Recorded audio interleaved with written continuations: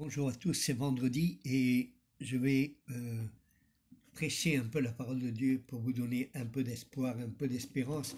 Et je vais lire dans le livre de Job la parole de Dieu. Je vais lire, je le cherche en ce moment, la parole de Dieu dans Job. C'est le chapitre 2, je crois, ou le 1, je ne sais plus très bien.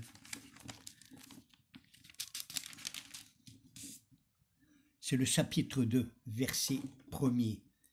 Or, les fils de Dieu vinrent un jour se présenter devant l'Éternel, et Satan vint aussi au milieu d'eux, se présenter devant l'Éternel. L'Éternel dit à Satan, d'où viens-tu? Et Satan répondit à l'Éternel, de parcourir la terre et de m'y promener. L'Éternel dit à Satan, as-tu remarqué mon serviteur Job? Il n'y a personne comme lui sur la terre. C'est un homme intègre et droit, craignant Dieu et se détournant du mal. Il demeure ferme dans son intégrité, et tu m'excites à le perdre sans motif. Et Satan répondit, peau pour peau, tout ce que possède un homme, il le donne pour sa vie. Mais étends ta main, touche à ses os et à sa chair, et je suis sûr qu'il te maudit en face. L'Éternel dit à Satan, voici, je te le livre, seulement épargne sa vie. Et Satan se retira de devant la face de l'Éternel, puis il frappa Job d'un ulcère malin depuis la plante du pied jusqu'au sommet de la tête. Et Job prit un tesson pour se gratter et s'assit sur la cendre. Job, c'est un exemple de ce que devait être un homme intègre, un homme qui craignait Dieu, un homme qui aimait Dieu, un homme que malgré tout ce qui était en train de lui arriver, jamais perdit, il a perdu ou il perdit sa confiance en Dieu. Job était un homme intègre et la vérité c'est que Job avait tout perdu. Il avait perdu le blé, tout ce que lui il avait fait pousser, tous ses arbres, tous ses moutons, tous ses vaches, tout ce qu'il avait, même ses enfants, ses 7 enfants, ses 7 fils et ses 3 filles. Il a tout perdu. C'est un homme qui avait tout perdu. La vérité, c'est que quand on perd quelqu'un ou quand on perd quelque chose, on se demande où est Dieu en ce moment?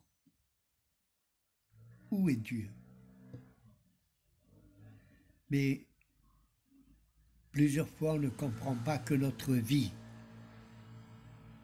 n'est pas intègre et ne craint pas la vérité de Dieu. Toujours on juge Dieu et toujours on accuse Dieu de tout ce qui arrive dans ce monde.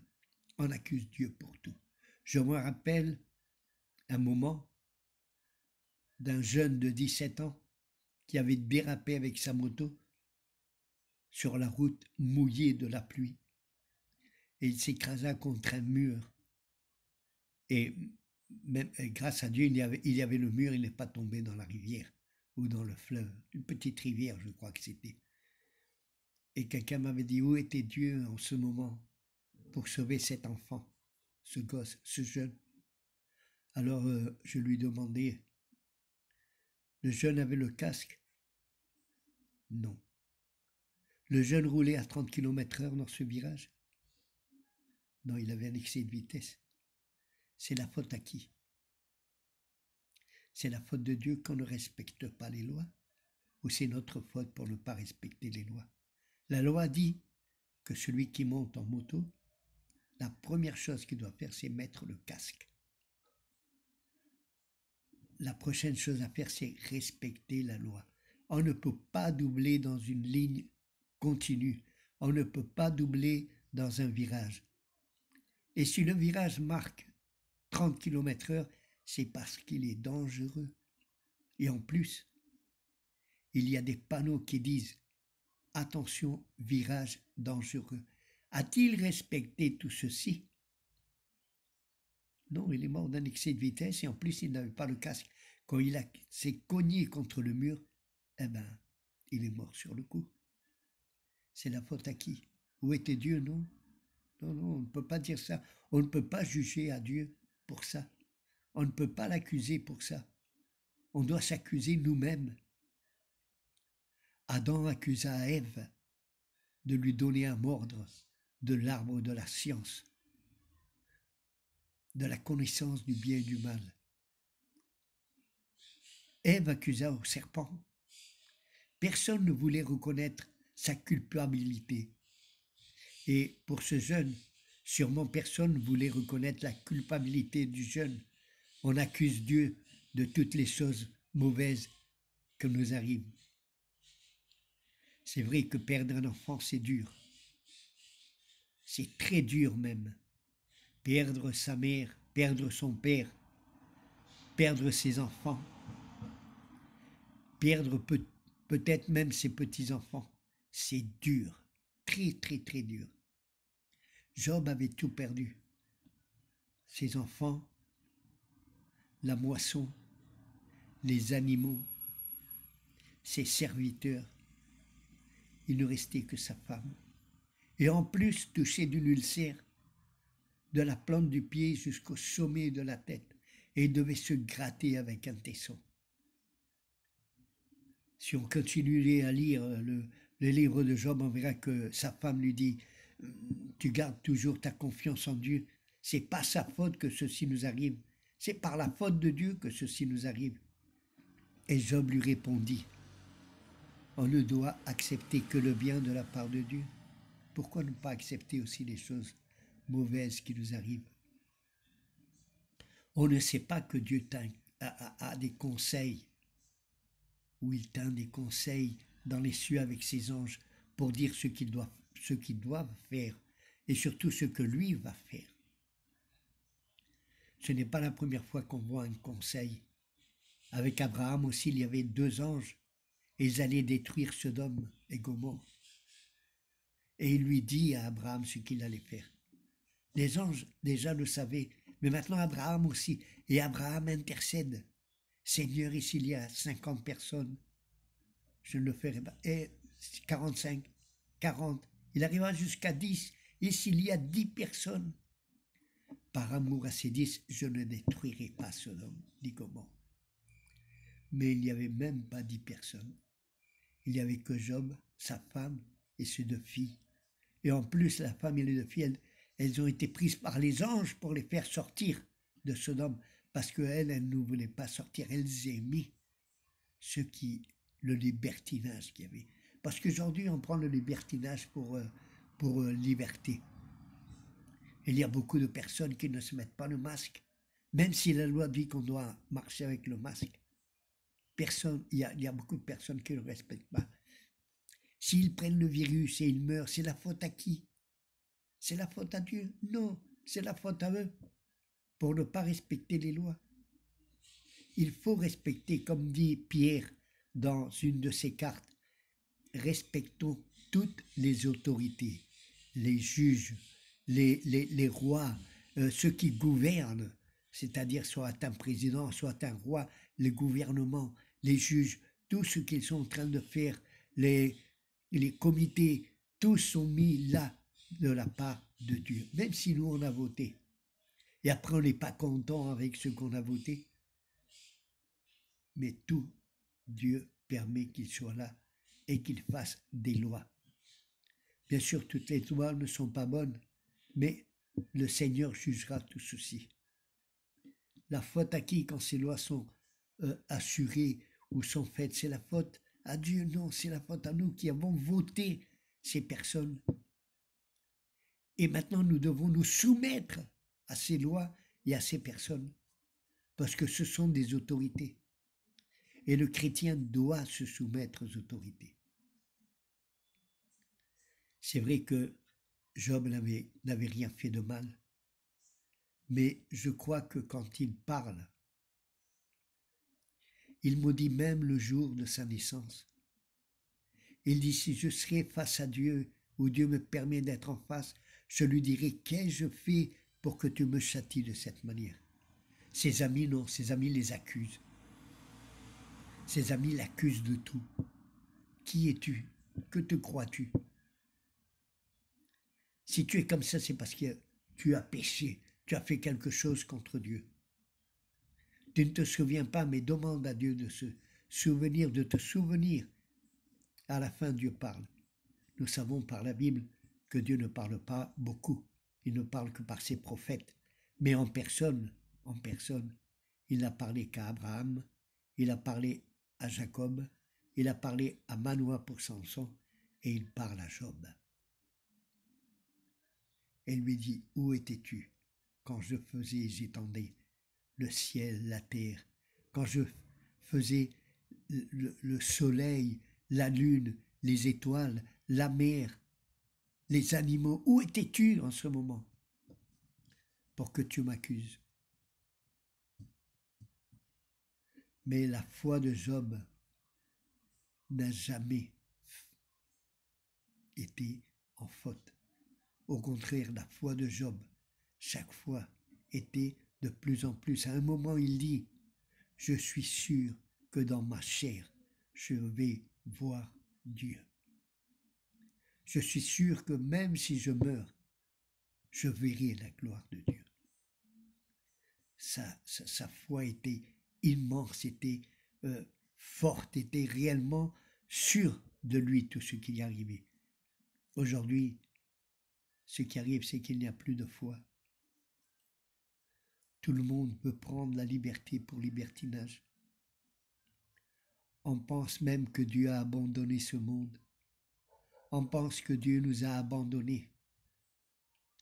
Et ce n'est pas vrai, l'amour de Dieu est par-dessus tout. Le sacrifice de Jésus-Christ dans la croix du Calvaire nous donne de l'espérance, nous donne de l'espoir. Nous devons nous identifier avec lui. Les évangiles disent qu'à tous ceux qui croient, il leur a donné le pouvoir d'être fils de Dieu. Nous devons croire que Jésus est venu pour mourir pour chacun de nous. Nous devons nous voir dans cette croix avec Jésus.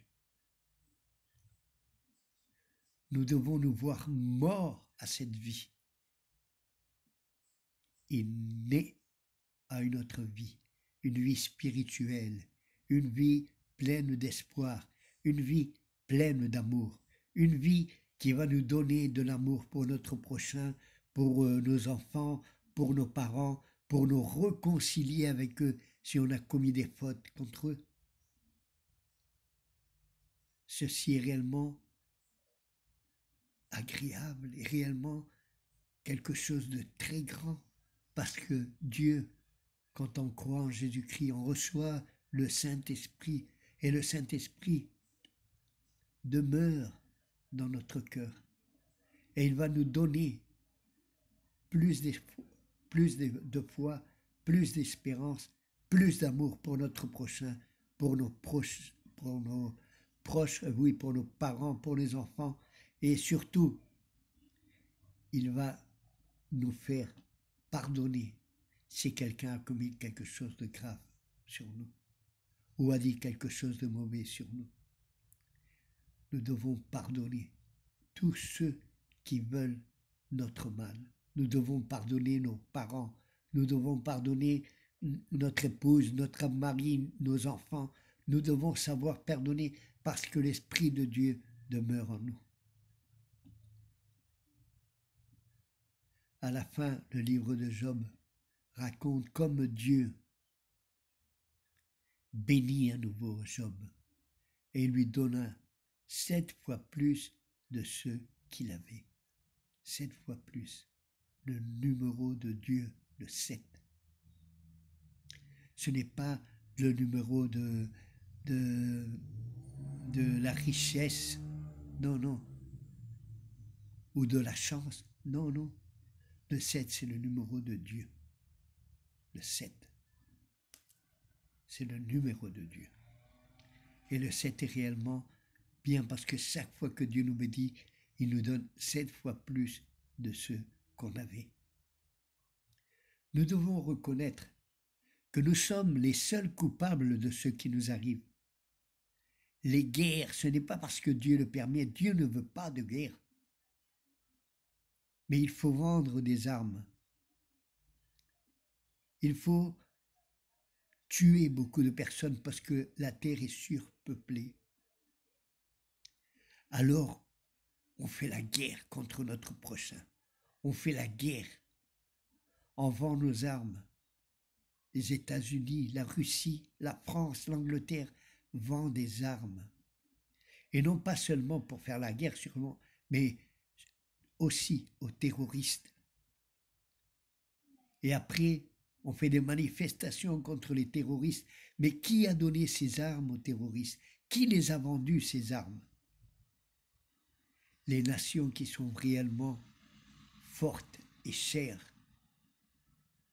en fabriquant ces armes. Non seulement des armes, des mitraillettes et tout ça, mais aussi des bombes. Des bombes qui tuent beaucoup de personnes. Tout le monde veut vendre tout ce qu'ils font. Même la Chine, elle vend de tout. Elle vend des téléphones, elle vend des voitures, elle vend des armes, elle vend de tout. Elle est riche en tout ça. La plupart des téléphones, des cellulaires, viennent de Chine. La plupart. Et bien sûr, nous sommes là. Et nous ne regardons même pas comment faire la paix, comment vivre en paix. Il y a une chanson de John Lennon qui s'appelle Imagine. Imagine qu'il n'y a plus de frontières.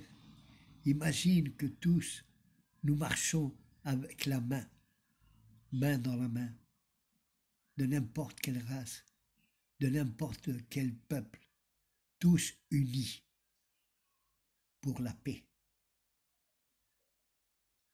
Ce qui arrive, c'est que beaucoup de choses qu'il dit dans cette chanson ne sont pas réellement bien ni bonnes, mais il voulait la paix. Il voulait que le monde vive en paix. Il y a la chanson aussi des New Poppies qui dit rien n'a changé. Et c'est vrai, rien n'a changé. Le monde continue en guerre. Le monde continue à se plaindre contre Dieu. Le monde ne reconnaît pas ses fautes. Personne ne reconnaît ses fautes. Personne ne reconnaît que c'est nous-mêmes qui cherchons le mal, qui cherchons les choses mauvaises. Nous connaissons le bien grâce à l'arbre de la connaissance du bien et du mal, de la science. Nous connaissons le bien, nous connaissons le mal. Mais la plupart de nous, on a choisi le mal. Comme je disais, ce jeune, il n'a pas choisi le bien de se mettre le casque. Il n'a pas choisi le bien de respecter la loi.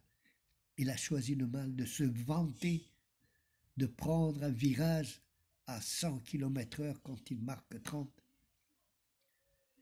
Et il y en a plusieurs qui écrasent les piétons et ils fuient, ils prennent la fuite. Ils ont peur. Il y en a beaucoup qui écrasent même des cyclistes et ils fuient, même si après on les attrape. Il y a comme j'ai vu il n'y a pas longtemps, ce père qui a tué ses deux filles, une de 6 ans et une d'1 an. Et lui-même s'est tué. Pourquoi? Pour faire du mal à son ex-épouse. Lui, maintenant, il avait une autre femme dans sa vie. Et son ex-épouse divorcée, avait un autre homme dans sa vie. Et lui ne voulait pas que cet homme soit dans la vie de ses filles. Il lui a dit, en téléphonant à sa femme d'un cellulaire, « Tu ne nous verras jamais plus. Tu ne verras plus tes filles et tu ne me verras plus à moi. » Et voilà, il les a noyées et il s'est noyé lui-même. C'est dommage, mais les hommes cherchent le mal. On ne cherche pas à pardonner. Il n'a pas pardonné à son ex-épouse de se remettre avec un autre homme. Et pourtant, lui, il avait une autre femme. C'est-à-dire, de quoi je me plains si j'ai quelque chose d'autre. Mais on ne connaît que le mal, on ne connaît pas le bien. Et tout ceci, on peut dire ça, c'est la faute de Dieu. Non, c'est pas la faute de Dieu. C'est la faute d'un homme que moi je crois qu'il est fou. Il n'est pas bien de la tête. Il ne faut pas accuser Dieu de tout ce qui nous arrive, parce que la plupart du temps, tout ce qui nous arrive, c'est notre faute. Si on nous enlève la maison, c'est parce qu'on n'est pas en train de payer à la banque la maison qu'on doit. Et la banque peut attendre 1 an presque ou 2 ans même, voir si tu continues à payer. Et il t'envoie des lettres, mais on ne le fait pas. C'est-à-dire on perd notre maison par notre faute parce qu'on ne veut pas payer. Ce n'est pas la faute de Dieu. Et si quelqu'un meurt d'un cancer des poumons, c'est pas la faute de Dieu, il ne fallait pas fumer. Et plusieurs fois, le médecin lui avait dit de ne pas fumer. Et plusieurs fois, même toi-même lui a dit ne fume plus parce que c'est mauvais pour tes poumons. Mais cette personne a continué à fumer. Et qu'est-ce qui lui est arrivé? Cancer de poumon. Il est mort. C'est la faute à qui? C'est la faute de Dieu? Non. C'est la faute à lui pour ne pas suivre les conseils que les autorités donnent. Chers amis, n'accusons pas Dieu de tout ce qui nous arrive. Job n'a jamais accusé à Dieu de tout ce qui lui arrivait. Il a continué à croire en Dieu, en espérant en Dieu. Et Dieu lui a donné 7 fois plus. C'est-à-dire, n'accusons pas Dieu. Venons à lui. Nous devons accepter le sacrifice de la croix du calvaire. Nous devons accepter Jésus-Christ dans notre vie. Et ainsi, l'Esprit Saint, le Saint-Esprit, va habiter en nous. Et il va nous donner une nouvelle vie. Il va ouvrir nos yeux, comme Jésus les avait ouverts aux aveugles. Et on va voir réellement comment est la vie, la différence de vie, l'ancienne et la nouvelle. Je vous salue au nom du Seigneur Jésus-Christ. Shalom, Maranatha, que le Seigneur vous bénisse et à la semaine prochaine.